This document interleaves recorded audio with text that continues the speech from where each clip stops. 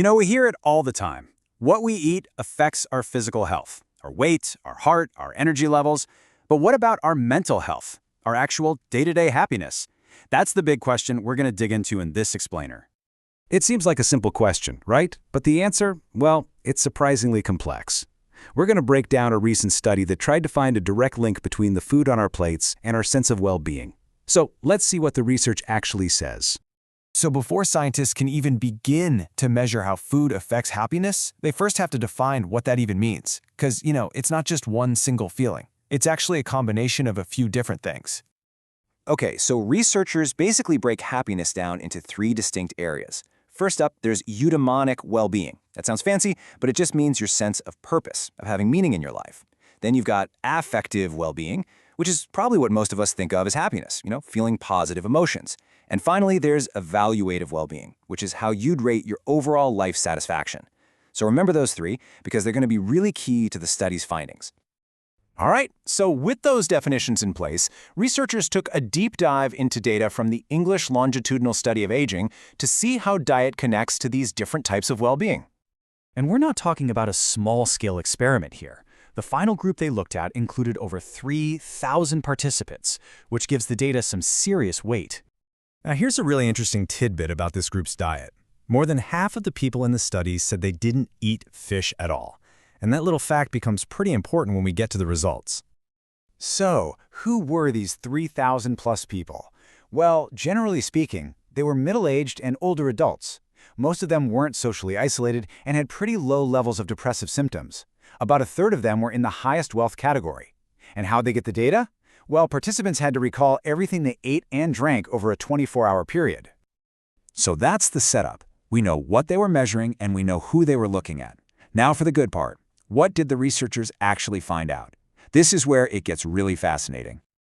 So the headline results basically boiled down to 2 key links. The absolute strongest connection they found was between eating fruits and vegetables and that eudemonic well-being we talked about. In other words, eating more produce was linked with a greater sense of purpose. Now, the connection with fish was a bit different. Eating fish was linked to affective well-being, so higher levels of just plain old day-to-day happiness. So the really crucial point here is this. It's not just a simple case of healthy food makes you happy. The research suggests it's way more nuanced than that different kinds of foods might actually support different parts of our psychological health. Fruits and veggies for a sense of purpose, and fish for those positive feelings. But hold on, before we all rush out to buy salmon and kale, there's a really critical scientific idea we need to talk about. The classic chicken or the egg problem. Correlation versus causation. This question right here just nails it. The study found a link, a connection between eating fish and being happy, but it can't tell us which one is causing the other. I mean, are happy people just more motivated to plan healthy meals, or does something in the fish directly boost your mood? This study just can't give us that final answer. And the researchers themselves are totally upfront about this. Because they just looked at a single snapshot in time, what's called a cross-sectional study, they can only show that there's an association. They absolutely cannot prove a direct cause and effect relationship. And there are a few other things to keep in the back of your mind. For one, the data relied on people remembering what they ate. And let's be honest, that's not always 100% accurate. Also, well-being is pretty subjective, right?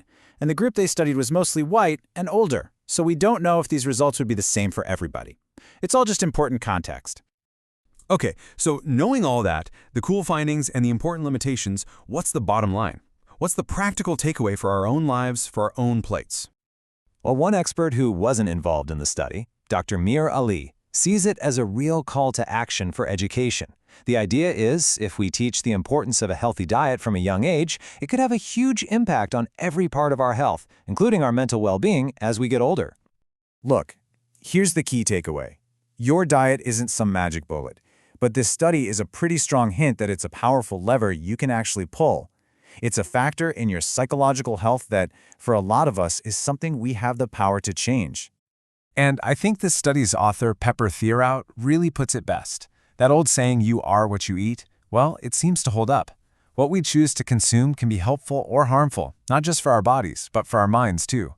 Definitely something to think about next time you're deciding what's for dinner.